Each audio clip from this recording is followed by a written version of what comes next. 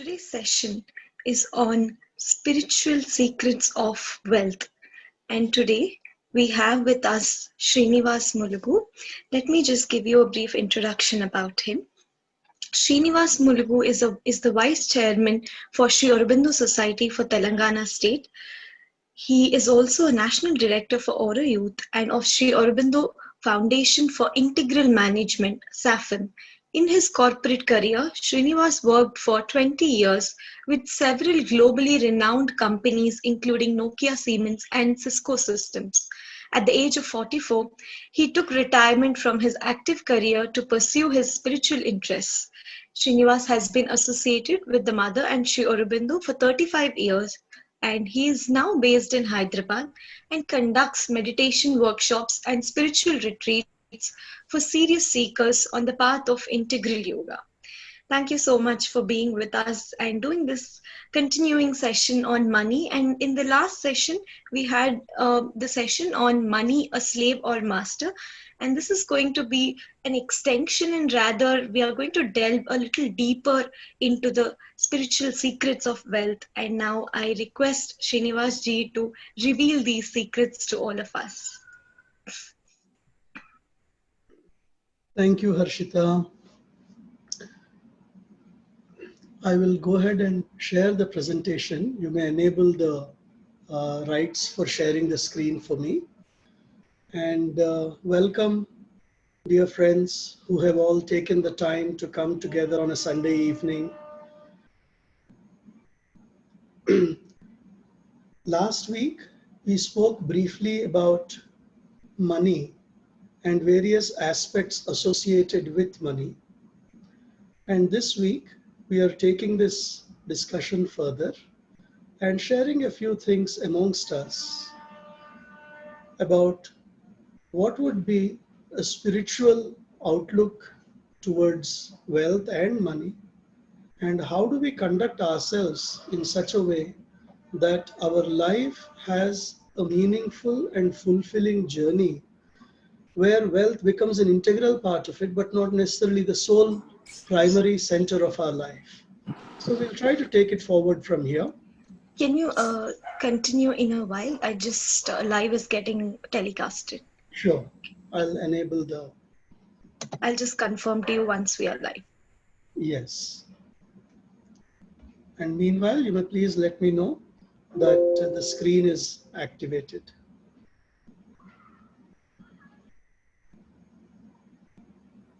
Yes, uncle, we can see your screen. Perfect.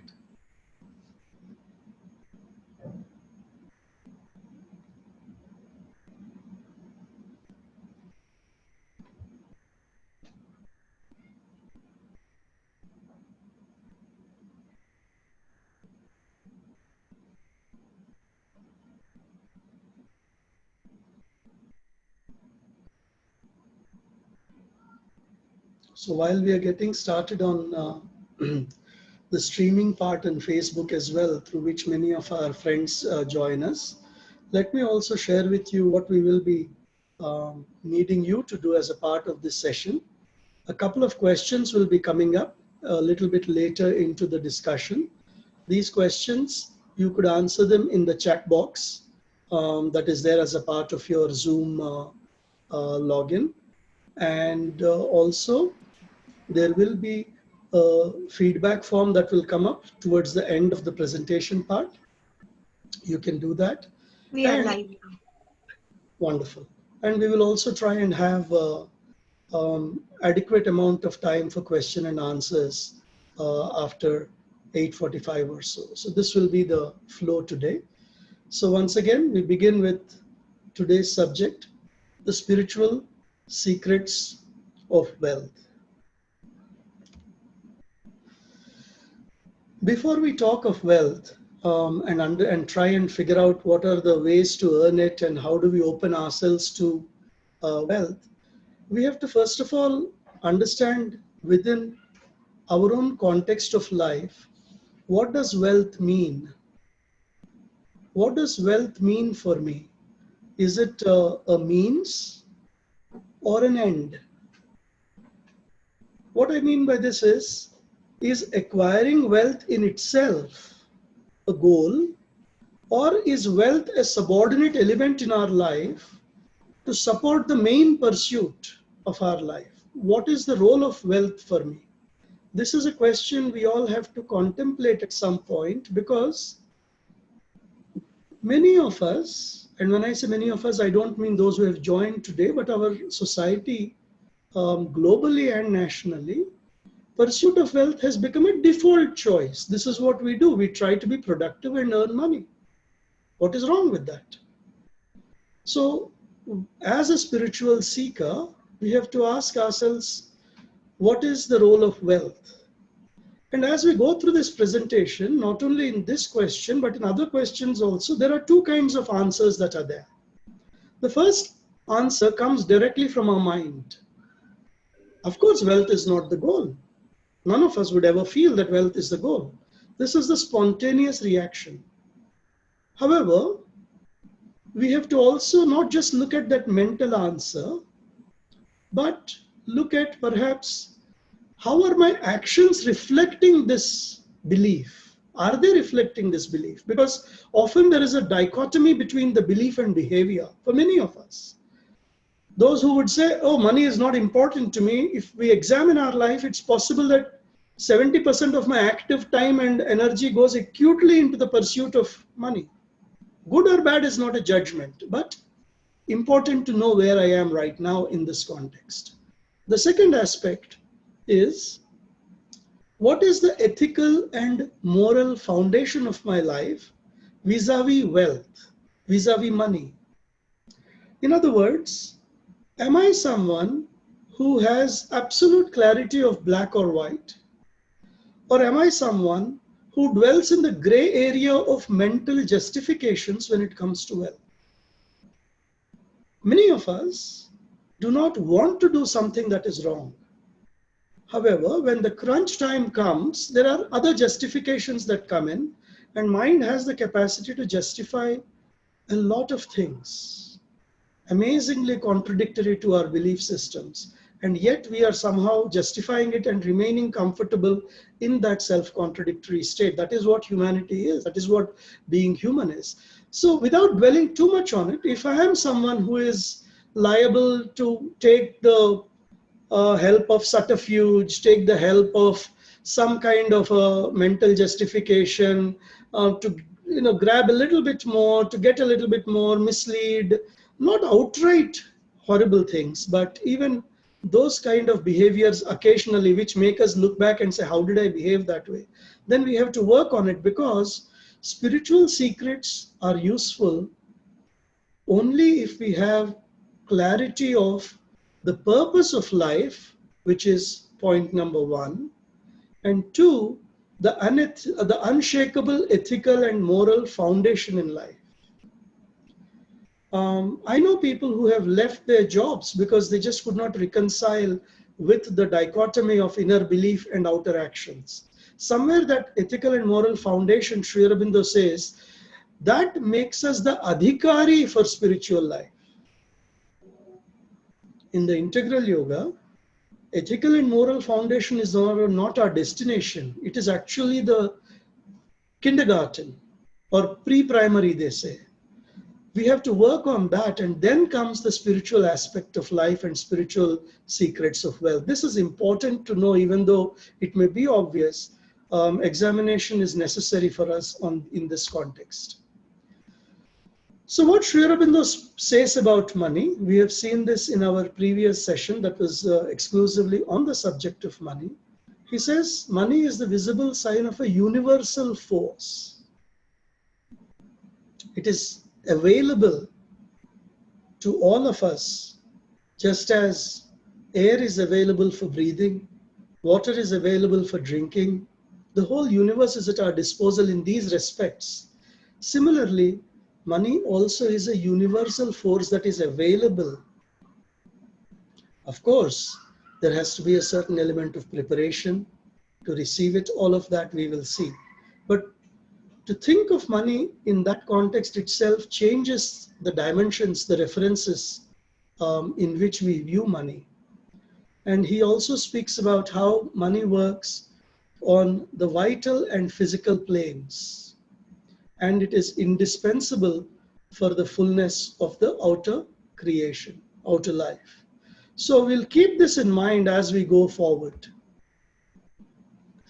Now, in our culture, in Hindu gods and goddesses, you can type answers to all of these.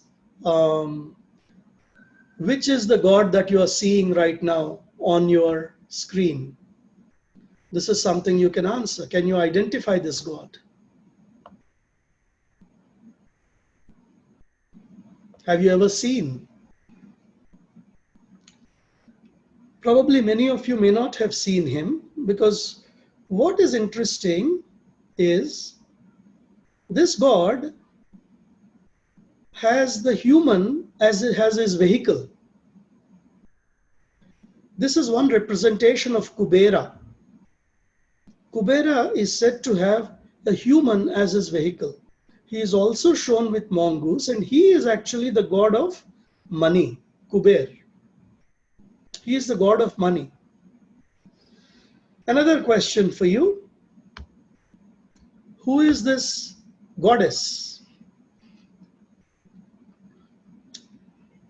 You will see that she is dressed in a white sari, hair strewn all over, crooked visible teeth, crow on her chariot, has something like a broom or a sopa or whatever. Yes, one of the answers I've got is Dhumavati. Yes, similar to Dhumavati. This is the representation of Alakshmi. Lakshmi and Alakshmi are supposed to be sisters, and Alakshmi is the elder one. And what is important here is to note the symbolism of inauspicious things. Crow is considered to be inauspicious in the traditional cultures. A certain element of ugliness is associated with this deity. Earlier, she also used to be referred to as Jeshtha, and there was a period in Indian history where this goddess was propitiated. Before the lady of the house had her food, she would put some food outside for the crows for this lady, because they want that Alakshmi, the negative aspect of Lakshmi, which causes poverty, to remain away from the family. So these are some of the representations, and of course then comes the goddess we all know as Lakshmi, and she is obviously the goddess of prosperity, wealth, all of this. Do remember that Kuber and Lakshmi are different representations. Kuber is the god of money, Lakshmi is the goddess of wealth. Some of you may or may not know, she has owl for a vehicle, which is interesting. I have even visited a temple which was built in the shape of an owl and had a big owl in the front. It was a Lakshmi temple in a place called Orcha in Madhya Pradesh. Of course, all is symbolic of wisdom, and wealth and wisdom going together is another aspect. These are things that we need to understand and keep in mind when we look at representation of wealth or the opposite of it in our culture. Going forward, there are multiple aspects of wealth that have been discussed in our culture. Ashtalakshmi is one representation that we talk about. And if you look at, I've taken, essence from there, but applied it to our context more appropriately. So the first Lakshmi ji that they talk about is Adi Lakshmi. And what is Adi Lakshmi? She is the goddess that helps us go back to our very source. This is the aspect of goddess that makes us seek ourself, our deepest self, the spiritual aspect of who we are. Then, of course, there is money, then there is food, then there is family, knowledge, health, abundance, and success. These are all aspects of prosperity and well-being and opulence in our life. Often, our pursuit of wealth becomes only pursuit of money. Our assessment of our wealth becomes our assessment of money. And somewhere, when we take a spiritual perspective, we have to broaden our definition of what wealth means. We should consider ourselves blessed if our health is allowing us to be good. We should consider ourselves to be blessed if we have a family where we have healthy children and we have elderly family members staying with us, which is in itself a blessing. Similarly, if we are educated enough, and we know that probably 50% of Indian youth do not get an opportunity, or 50% or more. If I remember correctly, it was even as high as 70% a few years ago, who could not even get a bachelor's degree, Indian youth. So if we are blessed enough to be educated with a bachelor's or a master's degree, that indicates a certain blessing of the divine, because education expands consciousness and paves our way for success in the world. So we ask ourselves a basic question here. If you take these 8 aspects of life as being the definition of wealth, the comprehensive definition of wealth, let us reflect and ask ourselves, which are your own top areas? So if you say out of 10 in food, would I give myself 8, 9, 10? Because hardly any of us who is on this call is ever starving. Whereas the truth of the matter is there is still a significant chunk of humanity that is starving. So there is a blessing of the God, blessing of the deity, blessing of the universe upon us. So which are our top areas? You can indicate in the chat box whatever your top areas are. They would certainly be of interest to share. And dwell upon it while we move further in the discussion. So I'll just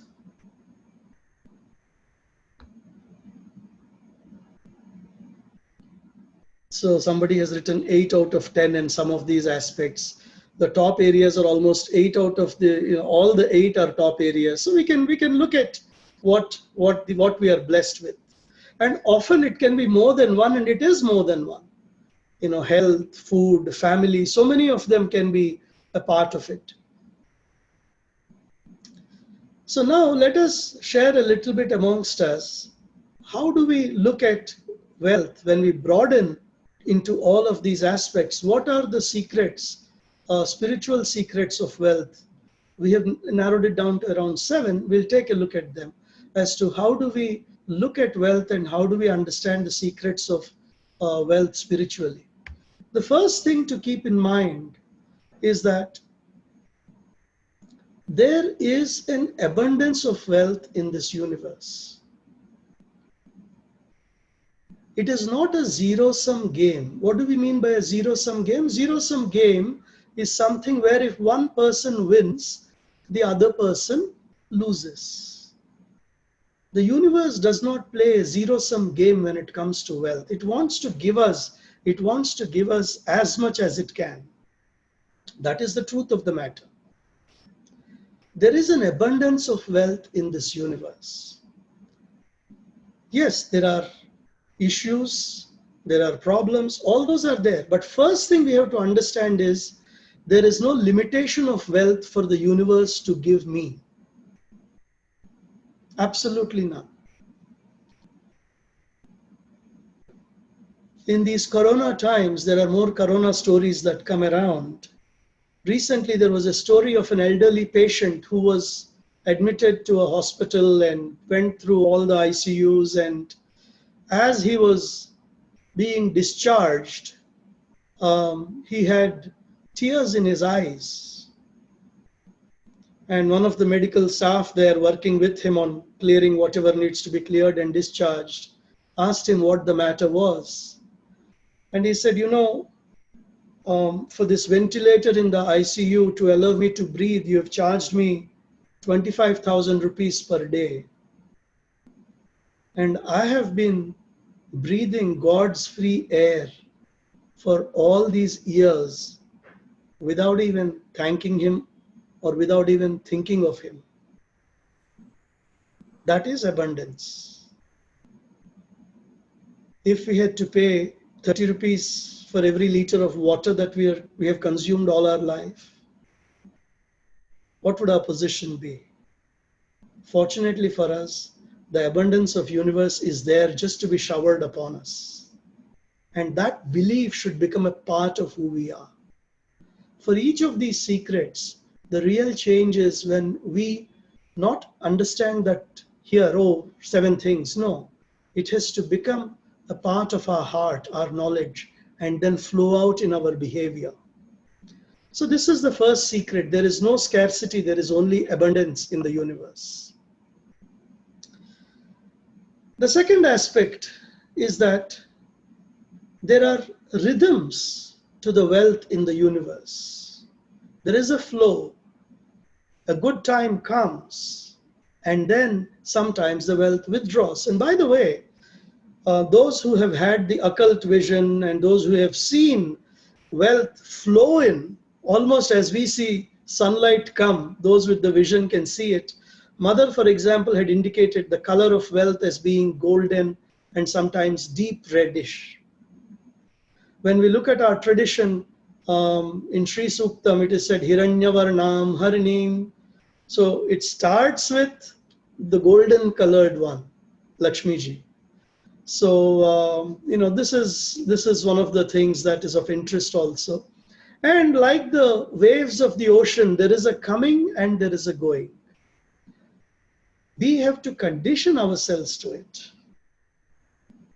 We have to be prepared ourselves for it. Holding on tight-fistedly and crying when it is going and lamenting, no. Sometimes a small effort produces a tremendous result, hour of God kind of a situation. The right time, we all have gone through those where everything seems to be aligned in that period and perfectly things happen. And there is a flow in. Accept with gratitude. When it goes, let go with a certain element of acceptance that it is time, it should go. There are traditions in India where when somebody is purchasing something of high value and giving cash for it, they actually put some kumkum and haldi on that cash and give it. Because we are sending it with respect. So the rhythms have to be understood and acknowledged. And yes, sometimes the rhythm may not suit our wants and desires, but we have to accept it. We have to learn to trim our wants, if that is what it is. But also, keep in mind the holistic nature of wealth. And even if the money part becomes a little bit of withdrawal, doesn't mean it is all the aspects of wealth are simultaneously withdrawing. That is never the case. In one facet, there may be a withdrawal, but there is abundance in other facets. Similarly, stagnation is not something that is encouraged. Mother has spoken so much against it. Stagnation is surely a way of choking the flow. In fact, so much so that when there are certain communities in India where we look upon them as hoarders of wealth, or people who have a certain capacity for wealth, Marwadi families in particular. And when mother's attention was drawn to it, she actually said, here are individuals who understand how to respect wealth, and that is why money flows to them. That is why she goes to them, because they understand the rhythms, they understand and accept with respect, they know how to treat it with respect. That is why the circulation is important, the flow is important, the coming and going, the knowledge of it is important, and a healthy detachment of it is important. So these are things we need to look at and understand. Now I spoke briefly of acceptance, but it is very, very important to grow in a deeper understanding of it. First thing is, each of us is exactly today, at this very moment, at the best place for us when it comes to wealth and well-being. We are absolutely at the best place for us for our journey. This is what the mother has said, and this is what we should accept wholeheartedly. And we should make it our belief system. Invisible and visible paths place us where we should be. There may be a scattered set of lines, but when we understand and accept, they align into a beautiful design and the life unfolds in front of us. That is why this graphic is here. At the right time, when we accept and when we say, yes, my life is exactly the way it is meant to be, that minute something changes in the universe. Resentment, complaining, and I've known people who go through life believing this, that I am supposed to be destined for greatness, but I got stuck in some small job, I got stuck in this thankless family, I got stuck in this small town. No. That resentment and complaining choke our energy flows. And as they choke our energy flows, wealth is one of the many things that cannot come because of that choking. That has to be melted. That resentment, complaining, all of that has to go. Karmic aspects have to be understood. Individual karma, family karma, social karma. Sometimes you graduate with a degree just when the recession comes. What do? Nobody planned for it, but obviously there was a certain occult timing with it. Accept, move on, figure out what needs to be done. Another aspect is also accepting all our dharmic responsibilities without flinching. The word sounds big, dharmic responsibilities. What do we mean?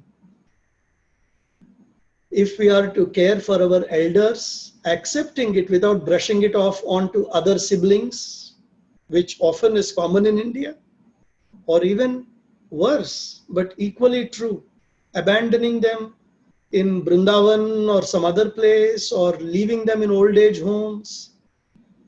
Of course, there are times when there is a need to do so. No dispute on that count. But shirking responsibility and washing our hands off is only creating karmic entanglements that prevent future flows of abundance also, because we have not lived up to what we should be owning up to. So understanding all of this and holistically saying, yes, I'm glad where I am and I accept what the divine has given me, and I ensure that I live to full of, all of the things that I should be doing, I accept and I wholeheartedly execute it. This is very important in life, because then the magic begins to operate. Next, we come to an important topic. This is purification. Purification of what? We talked about how physical and vital levels are where wealth operates. And we look at how do we purify the physical and vital levels. Clutter, junk, all of this indication of stagnation, indication of accumulation of forces that are not conducive for the flow of wealth. Let us work on trying to open up these facets. At the physical level, there has to be certain beauty and harmony associated with it. There has to be a certain promptness and harmony with time also, constantly being late, procrastinating, always in a catch-up mode, tremendously under time pressure and scrambling without giving ourselves adequate pacing. All of these are signs of the rhythms not working properly. The occult rhythms are choking, contracting and flowing, contracting and flowing. These are all things we need to resolve somewhere. If we have a temperament of being cantankerous, if we have a temperament of constant skirmishes, and there are families which unfortunately endure decades of argumentativeness, sharpness, hurtful speech. These are all counter to the flow of wealth in our life. So we need to keep this in mind. And on the purification of vital, we also have many elements. And here I want you to indicate, vital stands for the pranic, for the emotions, for the energies. Many of you have read widely. You can share here in the chat boxes. What kind of purification is needed in our emotions? What kind of inner purification is required if we are to receive more wealth? you can share here.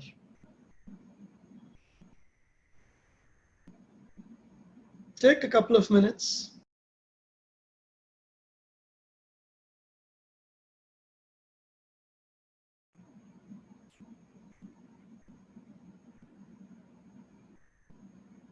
Letting go of desires and surrendering to the mother. Positive thoughts, positive vibes. Yes.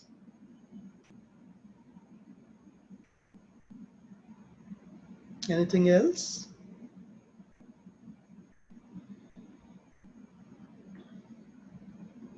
Gratitude, developing gratitude, clear thoughts, exercise and food. Yes.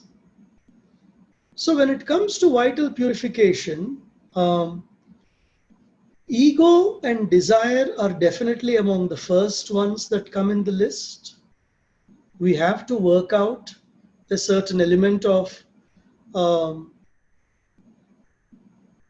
unwrapping of ourselves. That's what you're seeing in the graphic here, a certain unwrapping of ourselves and reducing the egocentricity. I, me, and myself, and wrapping everything around it. In fact, when Sri Aurobindo talks about asuric nature, he says constantly focusing on our own gratification, ego, and desire, and not having higher aspiration. This is his definition of asuric nature. Simple. So ego and desire, every worry is only about me. Everything is about how it affects me. All these have to be ego and then desire. Desire is acceptable at one level where it is under the guidance of dharma. It is a rightful desire. I am married, I want enough money to take care of my family. I want to grow in my career and I want to get a promotion and I want to move to a higher level. Nothing wrong. But dharma should guide our desire and the path we take towards fulfilling that desire. When adharma comes in, the desire becomes vitiated. Similarly, if you go back to the tradition, they talk about 6 aspects of impurity, 6 impurities: kama, krodha, lobha, mada, moha, matsarya. Kama, again desire. Lobha, greed. Moha, some kind of infatuation and feverish pursuit of desire. Moha and matsarya, jealousy. So all of these aspects, and let us not kid ourselves. None of us would like to say that, oh, I am a greedy fellow. No. Oh, I am jealous. No. But in a year, there are at least 1 or 2 occasions where these vibrations pass through us. We have to lift up the little corners, clean up, shine the light in the little corners, Mother says, and see what is lurking there. If anyone says, I don't have kama, krodha, lobha, mada, moha, matsarya, either you're self-realized or you're not looking hard enough. One of the only 2 possibilities. So we have to look at these aspects with slightly deeper insight of how do we ensure that we are able to take care of these aspects. Vital purification is a very important aspect of us growing spiritually. It is something that we have to work upon constantly. Another aspect of vital impurity that one sees, there are tendencies among some of us around where when they see someone with a certain element of richness, so opulence, wealth, power, there is an inherent negativity attached to that person. Oh, wo to aisa hi hai. Oh, usko kya pata, rozi roti kamana kya hota hai. Oh, all these rich people, they all think that way. That, where does it come from? It comes from a certain abhav, a certain lack of abundance inside. One has to watch carefully such careless comments when we accuse others in a generalized sort of way, or even a particularized sort of way, saying that, oh, he is rich, he will do like that only. That indicates a certain deficiency that needs to be worked upon. And when they go through, we should have the capacity to identify those and start cleaning them and working them out. These are things that are fairly visible, which is why I bring them up, not to make anyone uncomfortable, but also to be watchful. Once Pradeep Narangji, who is our chairman, he said, I keep a magnifying glass on my office desk because in the path of spirituality, in the path of sadhana, that is what we need in every aspect of our life. कुछ भी होता है तो magnifying glass लेके देखना चाहिए अपने आप को, किसी और को नहीं, ourselves. So these are all the purification elements. Now we'll get into the more positive elements of what we need to do. Expanding our capacity, patrita. We talked about abundance. The universe has ample for everything. There is enough food today for all the 7 billion people. Yes, there are distortions, but that's a separate issue. We know there is abundance. Now the question is, how do we increase the capacity? This kettle is full. It wants to pour itself to us. But we are like this little small cup. The minute we pour, we overflow. We need to work on our capacity. What does it mean to overflow? My dear friends, particularly after you cross 40s, you've seen people in their careers and life for almost 20 years. So you have an opportunity to study and learn. People lose balance the minute they get a little more. Funny, but true. Has happened to me and some of my close people. Recently, I came across a situation where one gentleman was telling his son, "Beta, unke saath mat khelna, their family, they don't, hamare class ke log nahi hai."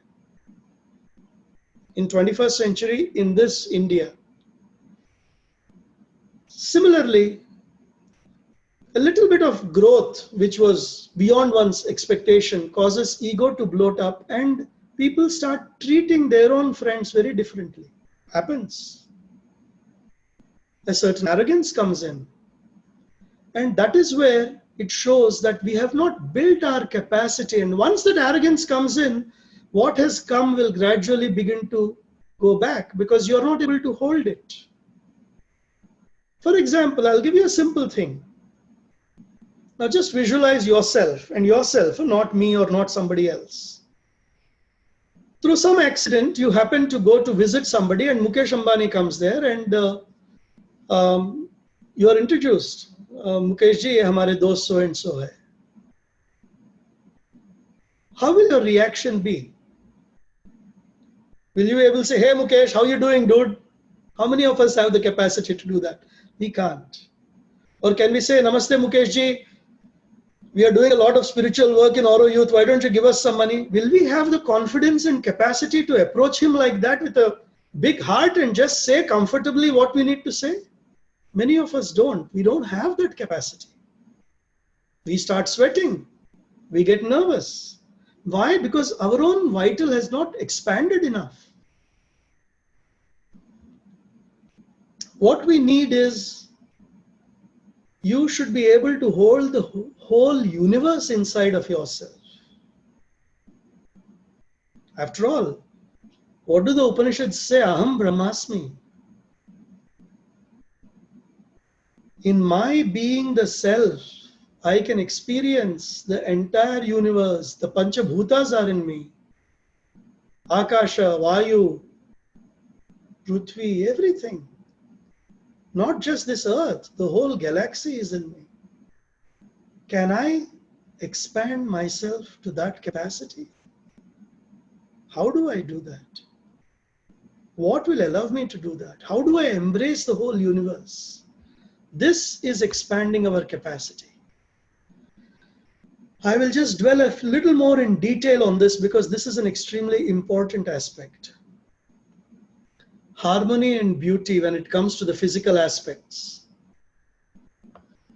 Grace and beauty, lighting lamps, candles, fragrances, preparing our house in such a beautiful way. Even in the way we dress, even in the way we work, shagun, for example, there are many things like lamps, candles, all of these are considered auspicious. So, I mean, in the North Indian culture, for example, when Karwa Chauth comes in, women dress up with bangles and bindi and so many things, light lamps. What is all of that? That is nothing but opulence and abundance being invited in our homes. When we see Lakshmi ji, we saw how she looks. All of this is something that we are to work in the physical plane to make happen. Beauty and harmony. Harmony and beauty of the mind and life, harmony and beauty of life and surroundings, harmony and beauty in every outward act and movement, says Sri Aurobindo. The way we stand, the way we walk. And all this comes in the Mahalakshmi section. Then Sri Krishna talks about Vachika Tapas. Our words should not be sharp. They should be soothing. They should be gentle. We have to become conscious of the vibrations of ourselves. So many beautiful things we have nowadays. We just have to make sure that we are in tune with it. Similarly, on the vital aspect, dilution of ego and desire, we talked about asuric nature, and no fear and no nervousness at all. And whenever we do anything, wealth and money should not become the primary gate through which all our ideas pass. Oh, can I afford it? Oh, can I do it? Oh, do I need to spend so much? If that is constantly our botheration, then we have to work on expanding that area so that that knot doesn't tighten me. And what we need is a calm, large, strong, and consecrated vital being, enlarging ourselves, connecting to the universe, becoming big. Contentment and cheerfulness. This is how we prepare. This is as much preparing ourselves to receive wealth is as much inner work as it is outer work. And it is as much spiritual sadhana as it is anything else. That is why we call this spiritual secrets of wealth, because this is hardcore spirituality. Whether we do it for wealth or whether we do it for anything else doesn't matter, but this is spirituality. And one of my friends, whatever happens or whatever discussion happens, he eventually ties it back to only 3 letters. Sat, Chit, Ananda. He says, whatever I do eventually has to go back to the ultimate, which is Satchidananda. That is supposed to be the ultimate truth. Wealth should give us Ananda, joy, prosperity, abundance, opulence. All of these are supposed to. And this doesn't necessarily mean only the physical wealth of money. There are so many other aspects also. Let us expand ourselves. This should be our sadhana. Then we talk of gratitudes. One of you even wrote it in the comments earlier. Gratitude opens the gates of abundance into our life. One of my friends, she stays near Auroville. She said, you know, Srinivas, one day I just went out and I saw this tree blooming and I had tears flowing from my eyes. Just gratitude to the universe. When we look at the expanse of the ocean on the beach of Puducherry, from beach office and so on, just the beauty of it. Beautiful monsoon that is just passed. All of this is given for our enjoyment. All of this is the bounty and abundance of nature for which we can be grateful. And then comes the last, but also important, generosity. But also one thing I should mention, I have added the word active gratitude and active generosity. What do I mean by the word active? My dear friends, if I ask you to write comments on what all the things you're grateful for, you'll immediately make a note. I'm grateful for 1, 2, 3, 4. Our effort as spiritually seeking, as souls seeking spiritual growth is, these elements have to become active in our life. The gratitude should not be once in a year thing, once in a month thing, or once in a birthday thing. No. It should reflect in our everyday living and everyday life, and that is where sadhana comes in. Similarly, even generosity, it has to become an active generosity in us. Every day something, generosity of money, generosity of speech, generosity of time. Very often we only think of generosity as generosity of money. No, giving someone who needs our time is a beautiful way to be generous. When we give dan, giving it consciously is a part of an interchange which is meaningful. Before we give, perhaps knowing a little bit about the person. That is important. Give me just one moment. I'll plug in my power cord. There we go. That should take care of it. So this active generosity is an important part of this whole journey. We need to make sure that we are able to reflect it in our day-to-day life. Generosity and gratitude are psychic and sattvic qualities. There's a small story I will narrate here. This is a story of a monk who lived in Uttarakashi, probably around 70-100 years ago, Swami Tapovanji Maharaj. He was the guru of Swami Chinmayananda. So here was this monk. He was a total bairagi. He would not even accept disciples, actually speaking. One day in the morning at 5 o'clock, when it was still barely, the sun was just rising, he was returning after a bath from the river. As he was going towards his cave, he noticed a thief who had gone into his cave and taken a blanket, and he was running away with the blanket. So what did Swamiji do? The Swamiji ran into his cave. He found another blanket and he started running behind the thief to give him this blanket, saying that this is a newer blanket which is more warm, so you take this instead of the old one that you're stealing. This is generosity at some level. This is a different way of looking at generosity. It is not what we can spare. That is not generosity. The mother says we should give till it pinches. That is what we should keep as our benchmark of generosity. So these are the 7 secrets of wealth, if I may put it that way, that are meaningful for our sadhana, that are meaningful for anyone who wishes to grow spiritually. These are aspects we need to dwell upon and make an active part of our life. And I'm sure some of these are already natural to us. Some of these need to be worked upon. Some of these may need to be fine-tuned a little bit. We can work out, just make a mental note of it, and we can see what needs to be worked upon. Particularly when it comes to the purification and expanding of capacities, we discussed a variety of activities.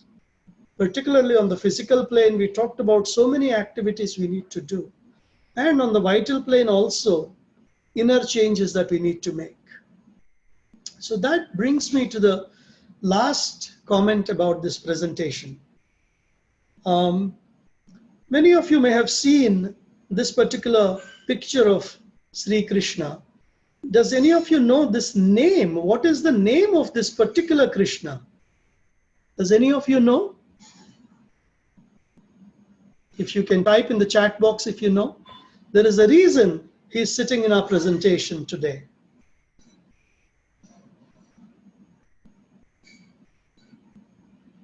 We know Radha Krishna, we know Gopal Krishna, we know Bala Krishna, we know Partha Sarathi Krishna. Who is this Krishna?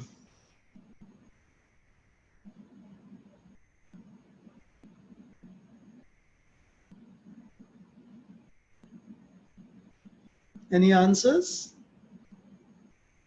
Yoga Guru. Yes. Yoga Krishna. Makhan Chor. Yogeshwar Krishna. Yes, that is the word that is the specific name I was looking for. Yogeshwara Sri Krishna is, what we call him. What does he represent?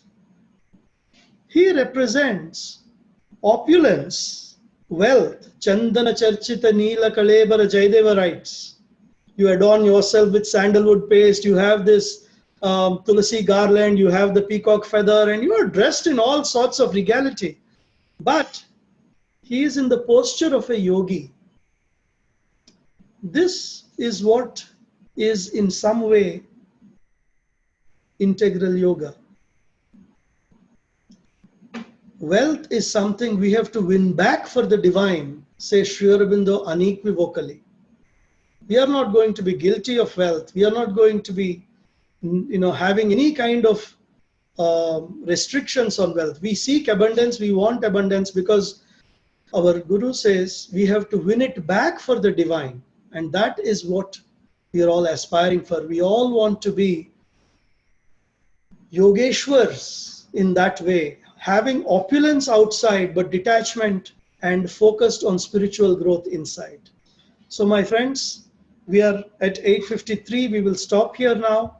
I've taken 3-4 minutes more than I wanted to, but we'll now come to question and answers. Okay, so I will now close the presentation, and perhaps the questions can be sorted and asked in a sequence. Yes. Thank you, Srinivas uncle, for such a beautiful session. So before we move ahead, we would like all of you to please fill in the feedback forms provided in the chat box.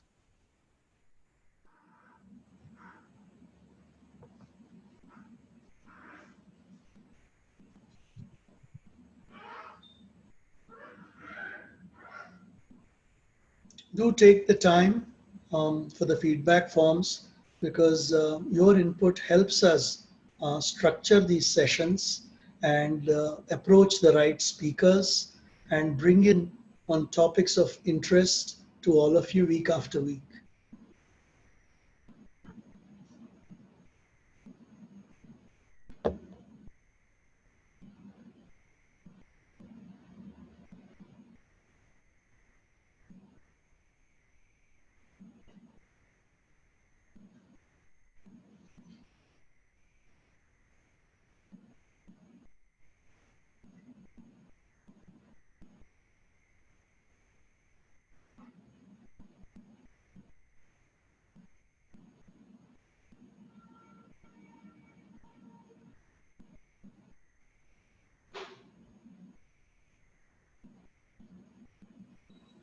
Thank you everyone for filling the feedback forms. We would also like to take this opportunity to announce our next session. Next week, we have Mr. Arun Nayak with us, who will be speaking on the topic Indian Scriptures Fast Forward. He will be letting us know about the futuristic essence of Upanishads and Vedas and how it applies to modern youth. So we hope to see you all next Sunday to 8 p.m. onwards. So, shall we take up the questions now?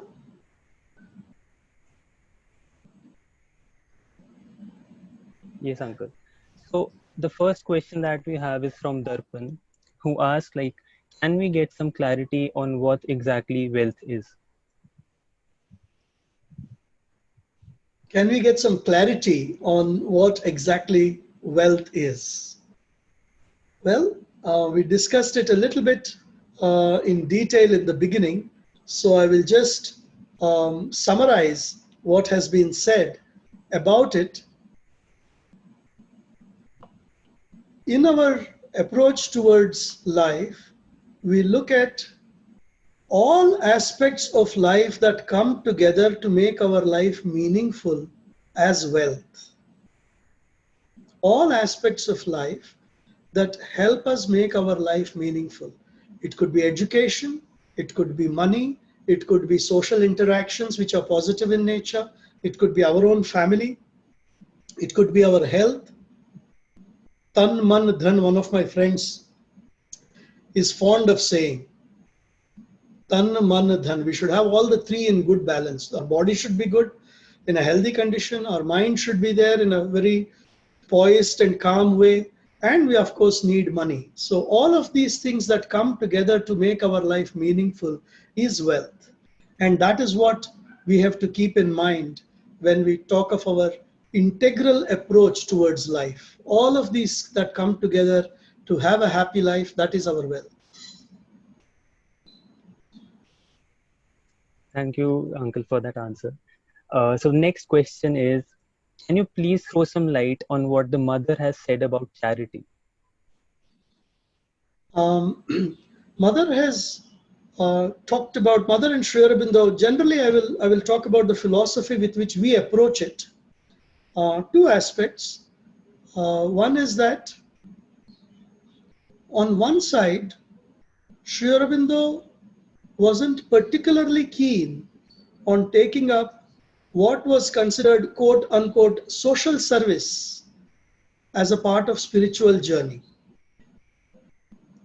In the sense, there are certain organizations which have taken up serving the poor, hospital building, many of these as important part of their charity work.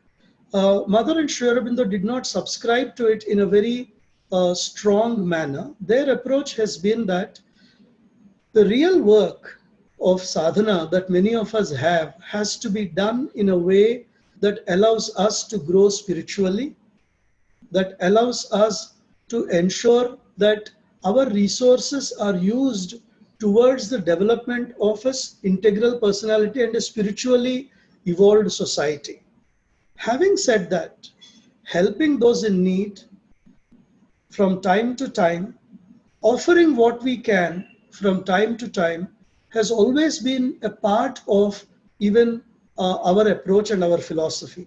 Particularly in the last 10-15 years, we may have seen so many areas in which Sri Aurobindo Society has taken up work relating to either educating poor children in some parts of the country, taking care of dying, destitute people who are abandoned by their families. We have projects that are going on like that.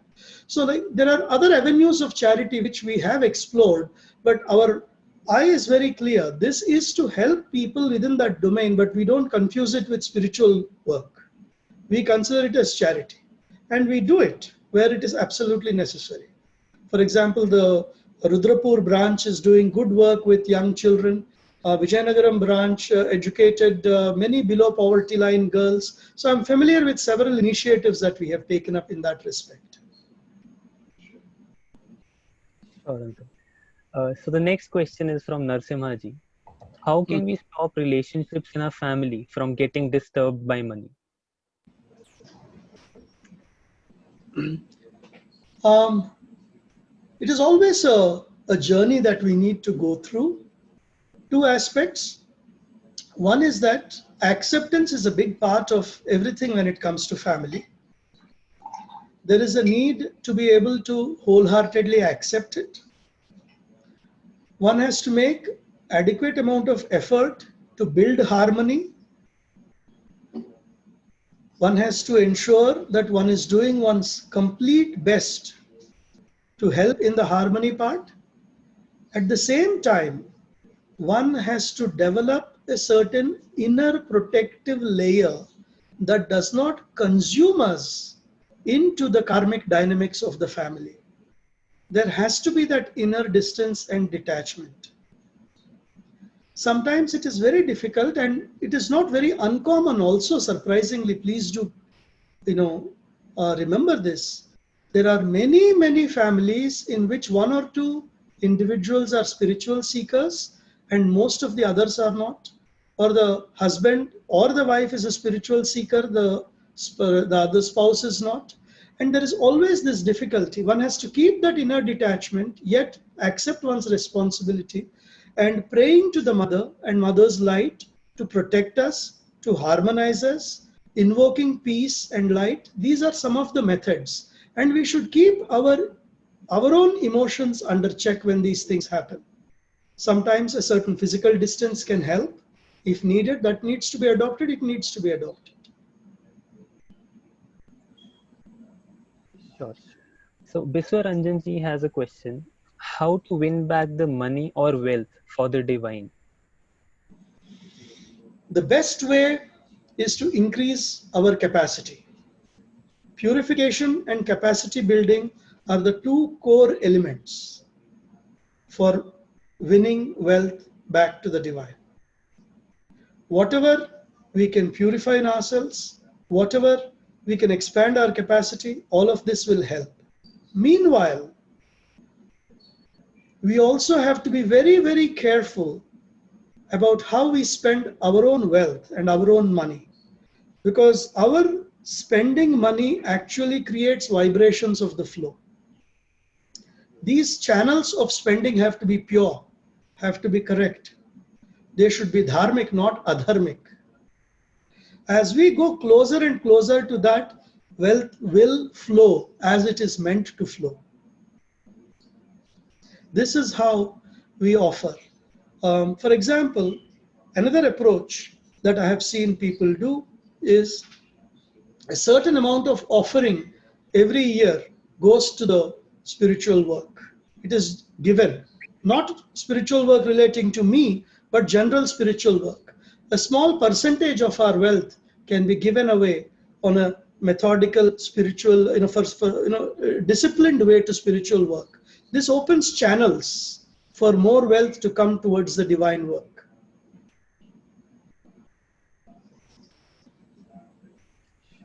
So the next question is from Pooja ji as well as, so Pooja ji asks that what is the role of karma in relation to wealth, or how do we actually overcome karma? Karma is a very profound topic. Karma is a topic of a significant width and depth in its implications and in its overlaps. For example, I just briefly touched upon individual karma, family karma, social karma, national karma. These are all elements that come in. We will probably have a separate session on karma at a suitable time, because it is also something that we often understand only partially. Having come to that, the best thing for karmically working out on the wealth front is first accept responsibilities wholeheartedly and fulfill them meaningfully with absolute gladness. And if you strongly feel there are one or two karmic elements that are playing havoc in our life, consciously invoke those elements and offer them to the mother and pray for mother's light to gradually dissolve them.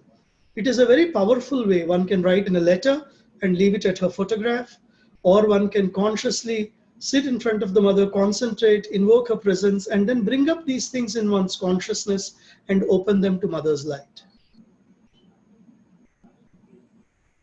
Sure. The next question is from Ajay. How to ascertain that our donation or financial help is always going to the deserving? One cannot.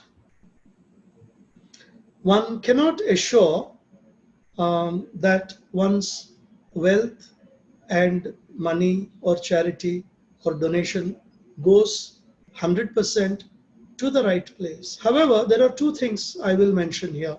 I myself have run an NGO for some period of my life, and I was fortunate enough to be supported by friends, and we were able to do some good work. So I have a little bit of insight into that domain of NGOs and their workings and all of that. Two things I can tell you. First thing is,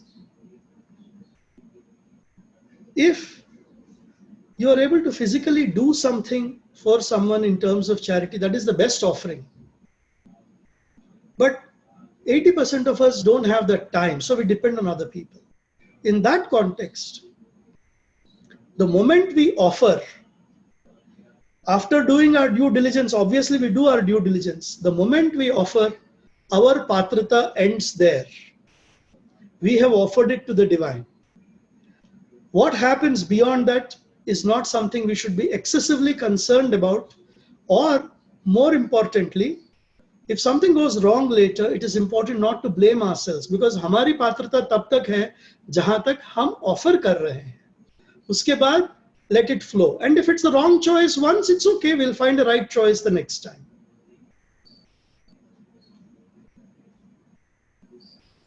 Sure. The next question is from Mr. Vinod. Why are most wealthy people miser and wicked? Why are most wealthy people miser and wicked?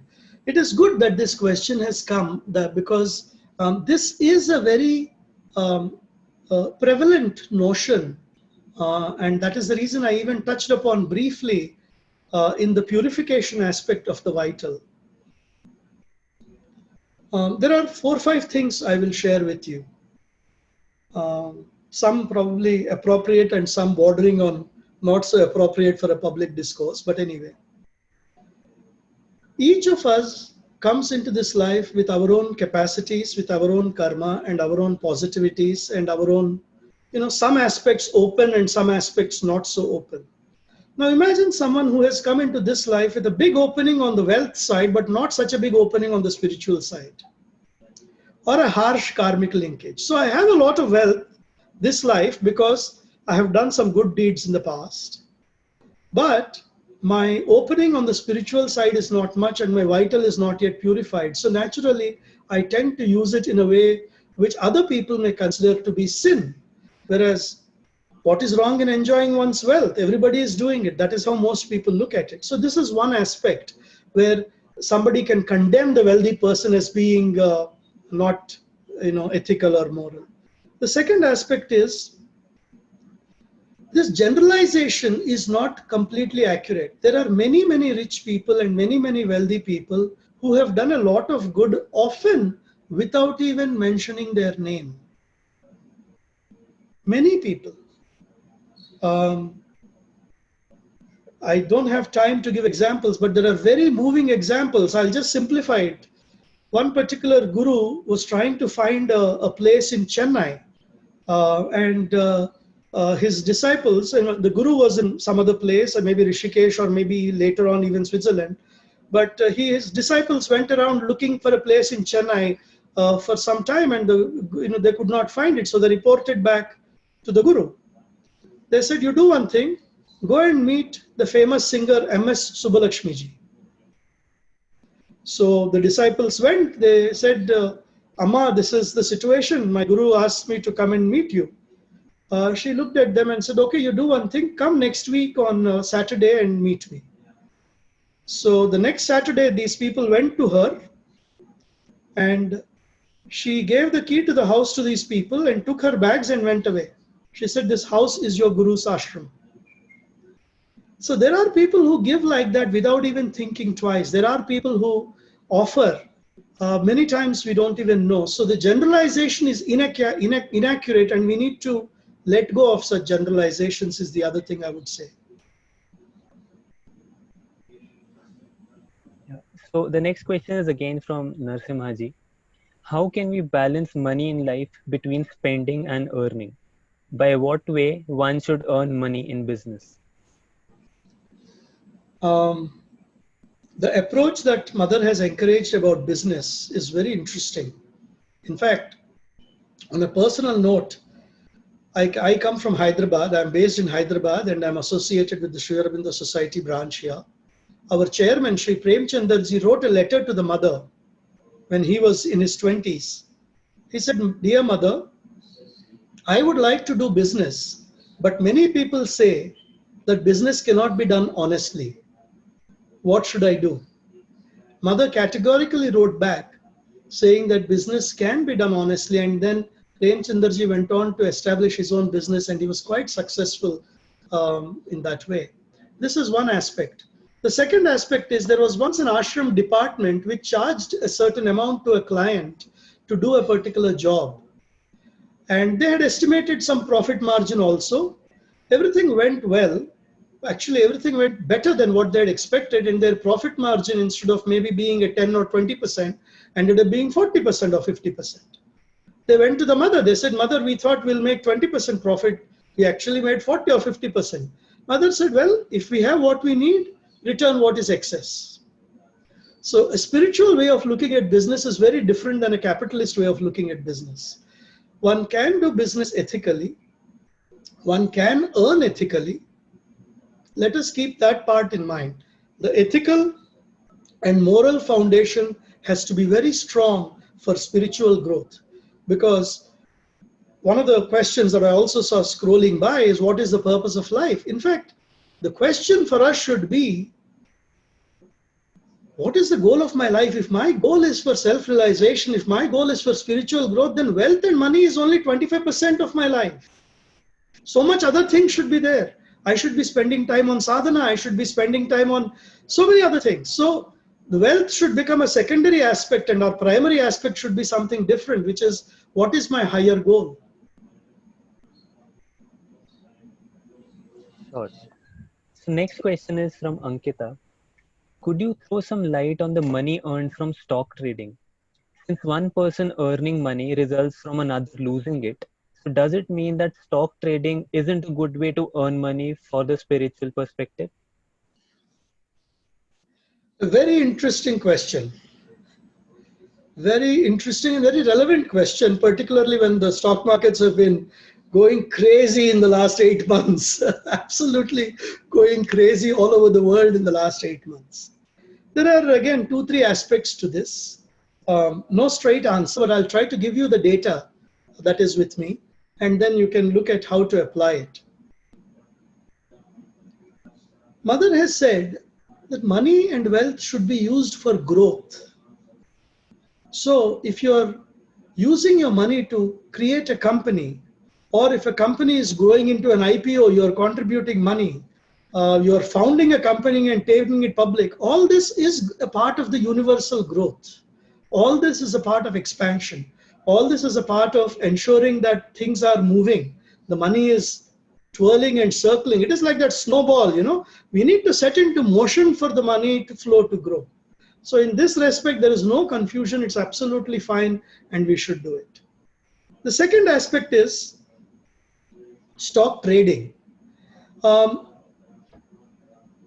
Nikita seems to indicate that stock trading is a zero-sum game, that for every winner there should be a loser. But that may or may not necessarily be the case, because actually the price of the stock, if you go down to the fundamentals, is dependent on the increase of business and increase of quarterly earnings. So as the projection of future business growth increases, the stock price increases. So if I buy low and sell high, I have benefited from the growth of the company. I have not in any way stolen from anyone else. But yes, there are dynamics where sometimes the stock markets crash, some people suffer who buy high and then they have to sell low. These are all part of the game. But I do not subscribe to the notion that selling a stock at one point in time is actually stealing from somebody else. But yes, there are times when people do lose money, but I don't think there is a one-to-one correlation.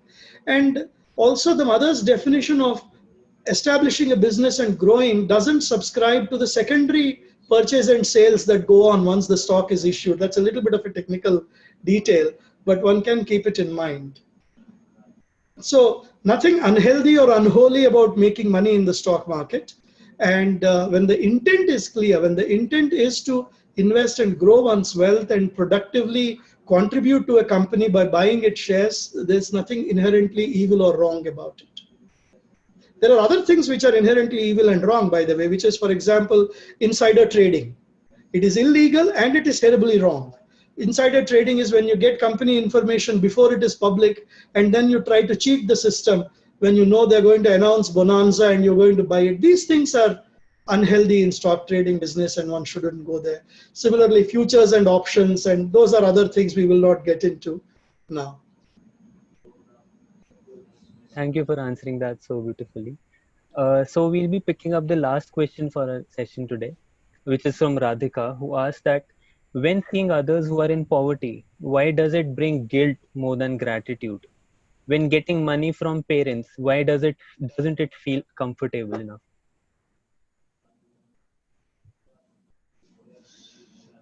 It is a tough situation, particularly when we are in a country where we are, and there is a lot of poverty, one does wish one can do more than what one can really to give and to help.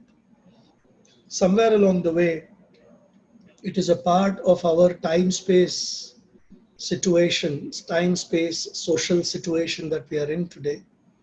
I doubt there is much we can say that one should not or cannot feel bad or guilty or shaken or moved by it. And by all means, trying to do and stretch ourselves to the extent possible to help in that is most welcome. Um, there are many NGOs established by well-meaning people who are going into skill development in poverty-ridden areas, who are going into education. So many people are working, and by all means, we all should stretch our hand and try to do the best we can. There is no two ways about it. So that aspect we should be very clear that we should do what we can. Particularly in this day and age, there's no need for starvation. And on that topic, I may also add that India has been doing a good job on poverty alleviation. Hundreds of millions of people have come out of poverty line in the last 20 years, which is a very good thing. And do keep in mind, my friends, going through Corona one more time, it is nothing short of an absolute miracle. It is absolutely nothing short of an absolute miracle that we haven't had starvation deaths during Corona. I mean, it is in a country of 1.3 billion people, no starvation deaths with mass unemployment, lockdowns. I mean, what India has achieved in that context is nothing short of a miracle. So some things are improving. This is good. The last part of the question was about family and wealth, taking money from parents, taking money and how it feels and all of that.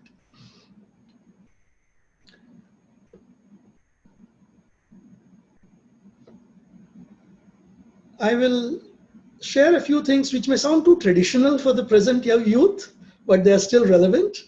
And I did this in one of my workshops, and some of the girls were very happy.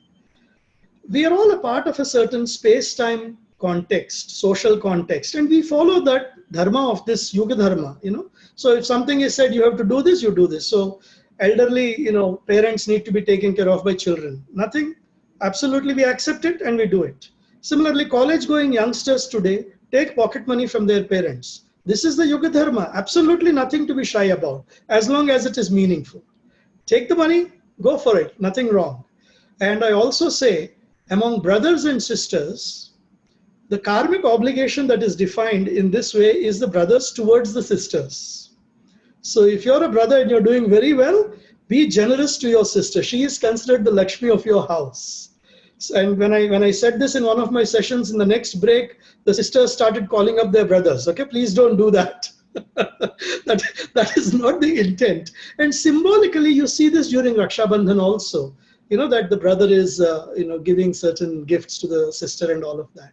So no need to feel guilty there. And time is cyclical, time will pass, you too will pass beyond the stage of where you need to ask. And there will be a time where you will give, but that cyclicality needs to be respected and no need to feel guilty at all. You've passed out, you're waiting for a job, you're not yet employed, you have to borrow money from your brother or parents to spend. It's okay. After all, we all have interdependent karma. That is why the families come together. This cluster of souls has a certain interchange, give and take. Just be fair about it and go forward.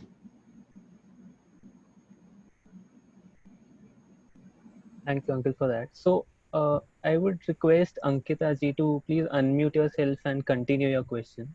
So she had first asked the question about stock trading. So she has a follow-up for that. Thank you, Raghav. Hi, sir, am I audible? Yes, you are, Ankita. Please proceed. Yeah, thanks for your explanation as well. I just wanted to understand. I was asking more from an F&O perspective itself, because when we talk about day trading or general future and option, it it is more about one person gaining, the other person losing. So I just wanted to understand if that was ethical or moral in a sense. See, there are two aspects, the ethical and moral aspects. I think there is adequate clarity since it is permissible and since it calls for a certain set of skills, which evidently you have mastered. um, and uh, and you are in a position to generate profit out of that, and you are doing it for wealth creation, you can absolutely take it as a part of the entire process. It is ethical, it is moral, because it is legal. um, from the spiritual point of view, how do you look at it, and how do you operate when you go into the F&O mode? What kind of vibrations and reactions and modalities is this movement generating inside of you? Are you comfortable with it? Are you in a position to be able to uh, work with a certain element of detached observation and capacity to generate that income? Or is it nervous? Is it constantly fidgeting? Is it apprehensive? Is it building in you a continuous feverishness over a prolonged period of time? If it is doing that, then you have to watch out, not because it is ethical or moral or legal, but because it is doing something to your personality which may last longer than one can expect. But again, it is, if you're able to do it with a certain element of detachment, play in the game, yet come out of it, you have the skill, by all means, you can, I don't see anything going, against what you're doing. I think it's perfectly in line. Thank you so much.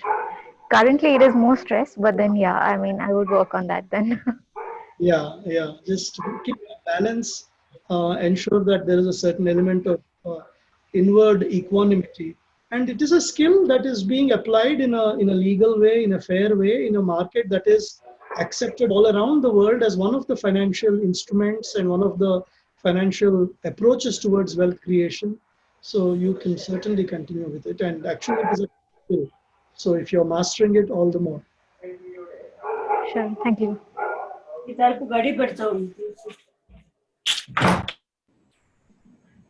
So thank you, Ankita, and thank you, Srinivas uncle. So with this, we come to the end of our session. Thank you so much, Srinivas uncle, for throwing light on such a vital topic. And gratitude to all the participants who could join both over Zoom and Facebook. We look forward for you to join our next sessions as well on next Sunday. So Thank thank you. you, everyone. Good night.